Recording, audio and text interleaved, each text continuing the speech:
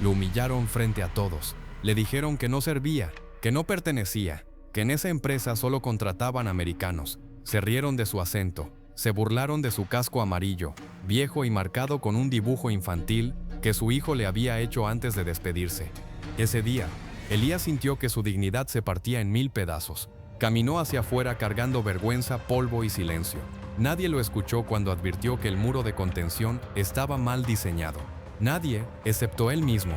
Lo que nadie imaginaba era que aquel mismo hombre, al que llamaron inútil, sería el único capaz de detener una tragedia, porque cuando la estructura empezó a crujir y todo estuvo a punto de venirse abajo, no fueron los títulos ni las órdenes del jefe lo que salvaron a la obra.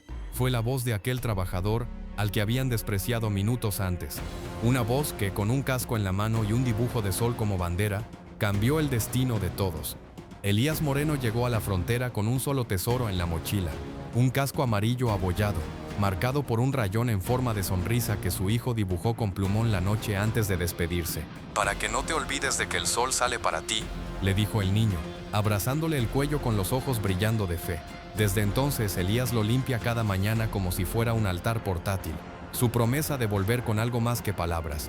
En su país, Elías levantó viviendas con las manos, aprendió a leer planos de oído, a medir el viento con la piel. Tenía fama de resolver lo imposible con cable, ingenio y una calma que contagiaba. Pero la mala racha, una obra cancelada, un jefe que no pagó, la urgencia de enviar dinero a casa, lo empujó a cruzar. Aquí, en esta ciudad polvorienta de Texas, la vida huele a café quemado y concreto fresco. Cada esquina ofrece trabajo por día, cada día exige pruebas nuevas, y aún así, él camina erguido, con el casco en la mano, como quien lleva una bandera humilde. La empresa Northline Constructors aparece como un faro, contrato formal, seguro, estabilidad. Elías repasa en voz baja los nombres de herramientas en inglés, como oraciones, wrench, beam, scaffold. Afuera de la reja, observa el monstruo de acero que crece desordenado. Nota detalles que otros pasan por alto, un apuntalamiento flojo, una junta que respira, un plano que no coincide con la realidad. Le arde el impulso de ayudar, pero recuerda cuántas veces lo callaron por su acento, cuántas miradas que pesan más que un ladrillo. La mochila cruje. Adentro, junto al casco, guarda un papelito doblado con la letra de su hijo: «Vas a poder». Elías aprieta el casco contra el pecho y respira. No busca caridad, busca una oportunidad para demostrar que el talento también habla con R, con S, con cicatrices, y que ese sol dibujado no es un capricho infantil, sino un destino al que él piensa llegar, cueste lo que cueste. La mañana que Elías decidió cruzar la reja de Northline Constructors, llevaba las botas más limpias que tenía, y el casco amarillo bien sujeto bajo el brazo. El guardia apenas lo miró. Adentro, el aire vibraba con el estruendo de taladros y martillos. Cada golpe de metal era un recordatorio de que allí había trabajo, y de que aún no era suyo. En la oficina de contratación lo recibió el señor Whitaker, un hombre alto, trajeado, con la sonrisa justa para parecer cordial, pero con los ojos afilados como cuchillas. Frente a él, una fila de aspirantes esperaba turno. Todos hablaban inglés fluido, todos parecían encajar. Cuando llegó su momento, Elías ofreció sus papeles, respiró hondo y explicó con su acento marcado: «Sé trabajar estructuras de acero, he coordinado cuadrillas enteras». Whitaker hojeó los documentos sin interés y levantó la vista con un gesto que congeló el aire. «Aquí solo contratamos americanos». El silencio cayó como un portazo. Un par de trabajadores voltearon. Unos rieron con incomodidad, otros bajaron la cabeza. Elías sintió que la sangre le golpeaba las sienes. Apretó el casco contra el pecho, como si ese objeto pudiera sostenerlo en pie. «Pero sé cómo reforzar ese muro de contención», atinó a decir, señalando los planos mal pegados en la pared. «Si no lo hacen ahora, habrá un colapso». La respuesta fue un bufido. «Déjale eso a quienes saben de verdad». Whitaker levantó el casco de Elías con 2 dedos, como quien sostiene algo sucio, y lo mostró al público. «Miren esto, ni siquiera tiene equipo decente. ¿Así pretende salvar una obra?». Las risas retumbaron. Elías tragó saliva. El casco con el sol sonriente dibujado por su hijo, ahora parecía un chiste para todos. Sintió la punzada de la vergüenza recorrerle el cuerpo. Salió despacio, cada paso más pesado que el anterior. Afuera, el polvo del viento se le pegó al rostro como si también quisiera ocultarlo. Ese día, algo se quebró, y aunque Elías aún no lo sabía, Esa humillación pública era solo el comienzo de un destino que lo pondría frente a todos otra vez, pero de un modo que nadie imaginaba. Elías sostenía aquel papelito con la frase de su hijo como si fuera lo último que le quedaba. Entre la vergüenza y la duda, una verdad se asomaba. A veces, lo más duro no es que otros no crean en ti, sino cuando empiezas a dudar de ti mismo. ¿Y tú? ¿Alguna vez has sentido que alguien te cerró una puerta solo por cómo hablas, de dónde vienes o por lo que aparentas? Dinos en los comentarios, nos encantaría leerte. Pero si esto te parece injusto, espera a ver lo que pasó después. Esa tarde Elías no se fue directo a casa. Se quedó en la esquina de la obra, sentado sobre una banqueta rota, mirando cómo el sol caía tras el esqueleto de acero que levantaban los demás. Su casco descansaba a su lado, el dibujo infantil asomando como una pequeña luz entre tanto polvo y gris. El sonido de la construcción era constante, pero algo empezó a sobresalir. Un rechinido metálico, seco, que no coincidía con el ritmo de las máquinas. Elías se puso de pie, clavando la mirada en el muro de contención. Notó como una de las vigas principales vibraba con cada golpe del martillo neumático. Nadie más lo veía. Nadie más escuchaba. Su corazón se aceleró. Era el mismo error que había señalado horas antes. Un error que podía costar no solo dinero, sino vidas. Quiso gritar, pero la imagen de las risas en la oficina de Whitaker lo silenció. Se mordió el labio, con el casco en la mano. Entonces, un grupo de trabajadores salió al descanso, y uno de ellos vio a Elías. «Miren quién volvió», dijo en voz alta, provocando carcajadas. Elías bajó la mirada, pero no se movió. Un ingeniero joven, cansado y lleno de planos en los brazos, tropezó cerca de él. Algunos papeles cayeron al suelo, justo al lado del casco. Elías se inclinó rápido para recogerlos, y sin pensarlo, murmuró: «Ese cálculo está mal. La base no resistirá el peso». El ingeniero se detuvo, sorprendido. «¿Cómo dices?». Elías levantó el casco con una mano y los planos con la otra. El dibujo del sol quedó expuesto entre el polvo. El joven lo miró con extrañeza, como si aquel objeto viejo hablara más fuerte que 1000 títulos. En ese instante algo cambió. Por primera vez, alguien dentro de la obra no veía a Elías como un intruso, sino como alguien que podía tener la respuesta que todos necesitaban. El joven ingeniero se quedó mirando los planos arrugados en las manos de Elías. El ruido de la obra seguía golpeando el aire, pero por un instante pareció detenerse. «¿Cómo que no resistirá?», preguntó con un dejo de nervios. Elías respiró hondo. Tenía miedo de que en cualquier momento Whitaker apareciera para echarlo otra vez, pero el casco pesaba en su mano como si le recordara que no podía callar. «La base está mal anclada. Con el peso que le están cargando, ese muro se va a ladear. Y cuando lo haga, arrastrará todo lo que está encima». El ingeniero tragó saliva, volvió a mirar el casco, aquel sol infantil que parecía observarlo desde el plástico viejo. Algo en esa imagen sencilla lo desarmó. No era un obrero cualquiera, era un hombre que trabajaba por alguien que lo esperaba. Antes de que pudiera responder, un estruendo retumbó en la obra. La tierra tembló levemente. Una grieta empezó a abrirse en el muro de contención. Los obreros corrieron. Los gritos se mezclaron con las órdenes desesperadas. El ingeniero volteó hacia Elías, pálido. «Dime qué hacer». Elías dudó solo un segundo. Sabía que si hablaba demasiado fuerte, los demás lo señalarían otra vez. Pero también sabía que ese silencio podía costar vidas. Sujetó el casco con fuerza, se lo colocó en la cabeza, y con voz firme señaló hacia la zona crítica. «Refuercen con vigas cruzadas y descarguen el peso en esa dirección. Ahora». El joven ingeniero corrió a repetir la instrucción. Algunos obreros confundidos obedecieron. Otros lo miraron incrédulos. En medio del caos, apareció Whitaker, rojo de ira, señalando a Elías desde la distancia. «Tú otra vez. Lárgate de aquí, ¿entiendes?». Pero nadie le hizo caso. Los ojos de los trabajadores estaban puestos en el casco amarillo que brillaba bajo el sol poniente. El mismo casco que habían ridiculizado horas antes ahora parecía una insignia de autoridad. La grieta seguía creciendo, y el tiempo se agotaba. Todo dependía de si Elías tenía el valor de dar el siguiente paso, o dejar que el miedo lo consumiera. El polvo levantado por la grieta comenzaba a cubrirlo todo. Los obreros gritaban, corriendo de un lado a otro, mientras las vigas crujían como huesos a punto de romperse. Elías sentía el corazón golpearle en el pecho, pero algo dentro de él se endureció. Ya no podía volver atrás. Se ajustó el casco, ese viejo objeto que parecía insignificante, y se abrió paso entre la multitud.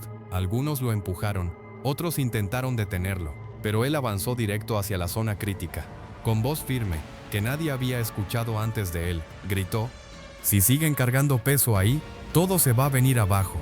Necesitamos refuerzos cruzados ya». El ingeniero joven repitió sus palabras como un eco, dándoles legitimidad. De pronto, varios trabajadores obedecieron, corriendo por vigas y herramientas. Por primera vez no era Whittaker quien daba las órdenes, era Elías. El antagonista llegó corriendo, furioso, con la cara enrojecida. «Saquen a este hombre de aquí», vociferó. «Es un ilegal, no tiene nada que hacer en mi obra». Pero nadie se movió.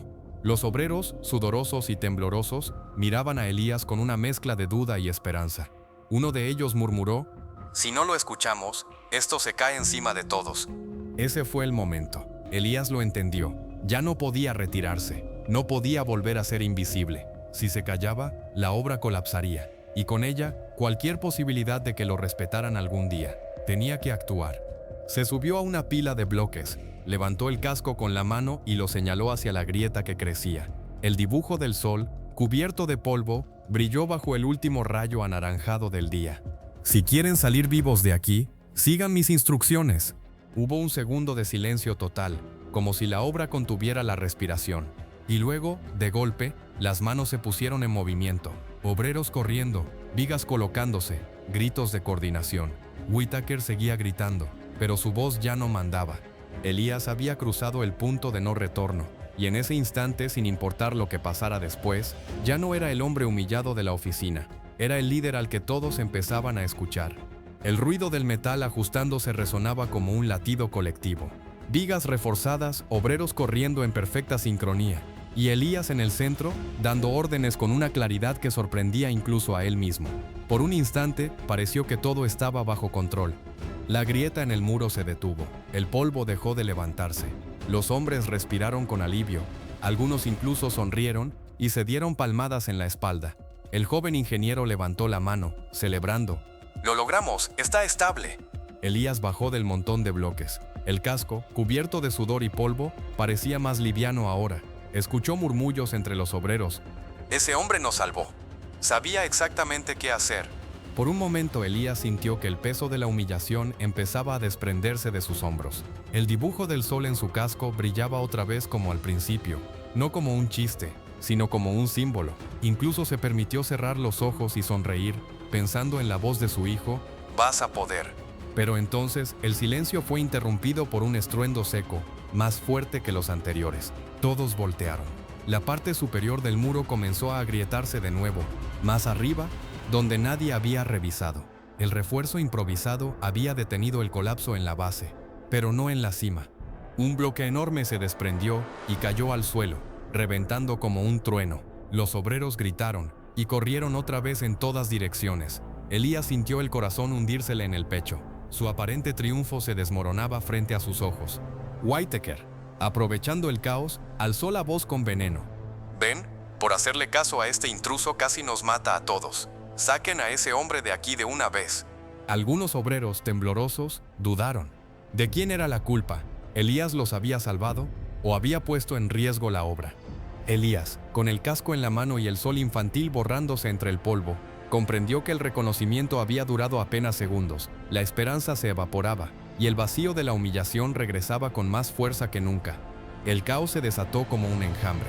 Los obreros corrían en distintas direcciones, algunos abandonando herramientas, otros gritándose instrucciones contradictorias. El muro superior crujía como un monstruo herido que amenazaba con caer sobre todos. Whittaker aprovechó el pánico para imponerse, su voz cargada de rabia. «Saquen a ese hombre de inmediato. Él trajo el desastre». Elías se quedó quieto, con el casco en la mano, sintiendo que todo se le escapaba entre los dedos. Había estado tan cerca de demostrar que valía, y ahora lo señalaban como culpable. La vergüenza lo quemaba, pero debajo de esa herida latía otra fuerza, la certeza de que sabía la verdad.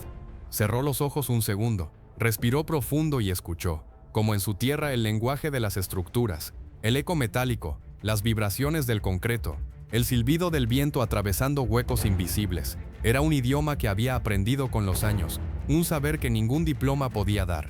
Abrió los ojos y de pronto lo vio con absoluta claridad. No era la base ni la cima lo que fallaba, era el ángulo del soporte central. Si lograban redistribuir la carga hacia los puntos laterales, todo se estabilizaría. Nadie más lo entendía, solo él. Elías levantó el casco sobre su cabeza y con una voz que rompió el ruido del pánico, gritó: «Escúchenme todos. Si no refuerzan el soporte central en este ángulo, el muro caerá. Yo puedo guiarlo, pero necesito a cada uno de ustedes ahora mismo». El joven ingeniero, que aún lo observaba con atención, corrió a su lado, miró el punto que Elías señalaba, comparó con los planos y quedó mudo. Tenía razón. «Él está en lo correcto», gritó. «Hagan lo que dice. Hagan lo que dice». Los obreros dudaron solo un instante. Whittaker trató de interponerse, pero las miradas ya no lo seguían. Ahora todas estaban puestas en Elías, en ese casco amarillo con un sol dibujado que en medio del polvo y el caos brillaba como una bandera. Con movimientos firmes, Elías empezó a dirigirlos. Su voz no era la del hombre humillado, era la de un líder que había esperado toda una vida para ser escuchado. Cada orden que daba encajaba como una pieza de un rompecabezas, y poco a poco, el muro dejó de crujir. El silencio regresó. Los obreros, jadeantes, miraron hacia arriba. La estructura seguía en pie. No se había caído, no los había vencido. Y entonces, como si el tiempo se detuviera, todos entendieron la verdad. El hombre al que Whittaker llamó intruso era el único que había salvado la obra y sus vidas. Elías estaba cubierto de polvo, con el casco amarillo aún en la cabeza y las manos temblando. Había salvado el muro, pero sobre todo había salvado a las personas que minutos antes lo habían ridiculizado. Y en esos ojos cansados y llenos de asombro, por primera vez encontró respeto. A veces la vida te pone en situaciones donde nadie cree en ti, donde todo parece diseñado para que te calles, pero justo ahí nace tu verdadera fuerza. ¿Y tú? ¿Has vivido un momento en el que, a pesar de la humillación, tu voz o tu talento fueron lo único que pudo cambiarlo todo? Dinos lo que piensas en los comentarios. Nos encantaría leerte. Porque si crees que aquí terminó todo, espera a ver lo que pasó después. El sol se ocultaba lentamente, tiñendo de naranja el esqueleto de acero y polvo. El muro, ya reforzado bajo las instrucciones de Elías, se mantenía en pie. El estruendo había cesado, y lo único que se escuchaba eran las respiraciones agitadas de decenas de obreros que acababan de evitar una tragedia. Elías permanecía de pie, con el casco amarillo ladeado, sudoroso, con la ropa cubierta de tierra. Su mirada estaba fija en la estructura, asegurándose de que realmente estuviera estable. No buscaba aplausos, solo certeza. Pero el silencio pronto se rompió con algo inesperado. El joven ingeniero se adelantó, lo señaló con la mano y gritó con voz firme: «Él nos salvó». Un murmullo recorrió a los trabajadores. Algunos asintieron, otros empezaron a aplaudir tímidamente. En segundos las palmas se multiplicaron, retumbando como un tambor colectivo que hizo temblar más que cualquier máquina. Elías bajó la mirada, casi sin creerlo. El mismo casco que había sido objeto de burla, ahora brillaba como un emblema. Cada golpe de palma era un desagravio, un reconocimiento que jamás había esperado recibir. Whittaker, rojo de furia, trató de imponer su voz. «No se equivoquen, este hombre ni siquiera trabaja aquí, no tiene derecho a...» Pero sus palabras fueron ahogadas por un coro de voces que se levantó con fuerza. «Él nos salvó, él nos salvó». Por primera vez, el poder no estaba en las manos del jefe, sino en la multitud. Todos, desde el más joven aprendiz hasta el capataz más viejo, miraban a Elías como el verdadero líder de esa obra. Y Whittaker, impotente, entendió que ya no podía controlar la verdad. Whittaker avanzó unos pasos, tratando de imponerse con su porte de jefe. Sus zapatos de cuero quedaron manchados de polvo al pisar el terreno aún inestable. «Basta de teatro», gritó. «Este hombre no es nadie, no tiene papeles, no tiene contrato, no es más que un estorbo». Pero nadie lo escuchaba. Las miradas, los aplausos, los murmullos seguían dirigidos a Elías. La multitud se había unido en una sola voz, como si todo el peso de las humillaciones anteriores se disolviera en ese instante de justicia colectiva. El joven ingeniero, con los planos en la mano, se adelantó frente a todos y habló con firmeza. «Con todo respeto, señor Whittaker, si él no hubiera estado aquí, hoy estaríamos enterrando a nuestros hombres». El murmullo creció aún más fuerte. Algunos obreros sacaron sus celulares y comenzaron a grabar. Elías, sorprendido, los veía enfocar justo en su casco amarillo, en el dibujo infantil del sol que ahora era protagonista de cada cámara. Ese mismo símbolo que antes fue motivo de burla ahora se convertía en prueba viva de su valor. Whittaker levantó las manos, desesperado, como un titiritero que ha perdido los hilos. «Esto es absurdo. Soy yo quien dirige esta obra». Un obrero mayor, con la voz ronca de años de trabajo, respondió: Hoy no, jefe. Hoy nos dirigió él. Un silencio contundente cayó sobre la obra. Era la sentencia final. Elías, con el casco en su cabeza, permaneció de pie, tembloroso pero firme. No necesitó defenderse. La multitud ya lo había hecho por él. Por primera vez, el hombre invisible, humillado y rechazado, era el centro de todo. Y frente a decenas de testigos, Whitaker no solo había perdido autoridad, había perdido el respeto. El estruendo de los aplausos se fue apagando poco a poco, hasta dejar paso al murmullo sereno de los obreros que regresaban a sus puestos.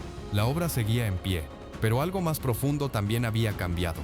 Ya nadie veía a Elías como el extraño de acento marcado, sino como el hombre que había sostenido la estructura cuando todos estaban a punto de perderla. Elías permaneció unos segundos en silencio, observando el casco en sus manos. Lo giró lentamente, hasta encontrarse con aquel sol infantil dibujado por su hijo. Esta vez no lo vio como un recuerdo doloroso, ni como un motivo de burla, sino como lo que realmente era, una promesa cumplida. El joven ingeniero se acercó, aún jadeante, le puso una mano en el hombro. «Nunca vi a alguien leer un muro como tú lo hiciste», dijo, con genuino respeto. «No importa de dónde vengas, lo que hiciste aquí salvó vidas». Elías asintió, sin palabras. No necesitaba más. Por dentro sentía que un peso enorme caía de sus hombros, como si la humillación sufrida se hubiera transformado en fuerza. Mientras se alejaba del lugar, con pasos firmes, escuchó detrás de él los murmullos de admiración, los celulares aún grabando, los obreros repitiendo en voz baja su nombre. Era como si la obra entera lo hubiera bautizado de nuevo, no como un intruso, sino como parte esencial de ella. Al levantar la vista, vio el cielo anaranjado, y por un instante, creyó ver el mismo sol sonriente de su casco iluminando el horizonte. Sonrió. Su hijo había tenido razón. «Vas a poder». Ese día, Elías no solo había salvado una obra, había salvado también la fe en sí mismo, demostrando que la dignidad, aunque quieran aplastarla, siempre encuentra la manera de levantarse. Días después, la obra seguía su curso. El muro de contención permanecía firme, como testimonio de la jornada en que todo pudo perderse, y fue salvado por aquel que nadie quería escuchar.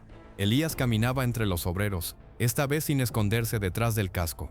Ya no era el del acento raro o el del casco viejo. Ahora cada saludo llevaba una mezcla de respeto y gratitud. Algunos le ofrecían agua, otros lo invitaban a comer. Para muchos, se había convertido en ejemplo de lo que significa verdaderamente liderar, no desde la autoridad, sino desde el conocimiento y el valor. Whitaker, aunque seguía en su puesto, había perdido el filo de su voz. Cada vez que intentaba imponer sus órdenes con soberbia, encontraba a un grupo de trabajadores cruzando miradas en silencio, recordándole que la autoridad sin respeto es solo ruido vacío. La empresa incluso empezó a replantearse sus políticas de contratación, presionada por los ingenieros jóvenes y por la evidencia de que el talento no entiende de fronteras. Elías, por su parte, guardaba silencio ante todo. Seguía trabajando con la misma disciplina de siempre, pero dentro de él había ocurrido un cambio irreversible. Ya no cargaba el casco como un escudo de vergüenza, sino como un estandarte. Cada vez que miraba el dibujo del sol, no veía un sueño lejano, sino un presente conquistado con dignidad.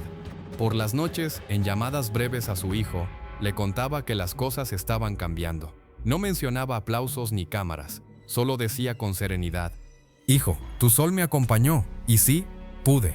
Al otro lado de la línea, la risa del niño era suficiente para sanar todas las cicatrices. La transformación no fue solo de Elías. Los hombres que lo vieron desafiar la injusticia también cambiaron. Aprendieron que un casco con un dibujo podía contener más sabiduría que 1000 títulos colgados en la pared, y que a veces el verdadero poder nace de aquel a quien todos intentan silenciar. Elías no buscaba reconocimiento, ni cámaras ni aplausos. Solo quería trabajar para enviarle a su hijo la prueba de que todo sacrificio valía la pena. Y sin proponérselo, terminó demostrando algo más grande, que la dignidad no se negocia, y que la verdad siempre encuentra su lugar, incluso cuando intentan callarla. Ese casco amarillo, con un sol infantil dibujado, dejó de ser una reliquia personal para convertirse en un símbolo colectivo. Recordó a todos que el valor no está en las apariencias, sino en lo que se construye con las manos, con la mente y con el corazón. Tal vez esa sea la lección más poderosa. Lo que otros usan para humillarte puede convertirse en tu mayor fuerza. Y ahora te pregunto, ¿qué objeto, qué recuerdo, qué frase te sostiene cuando todo parece derrumbarse? Escríbelo en los comentarios, nos encantaría leerte. Si esta historia tocó tu corazón, compártela. porque quizá alguien que hoy se siente invisible encuentre en estas palabras el recordatorio de que también puede levantarse.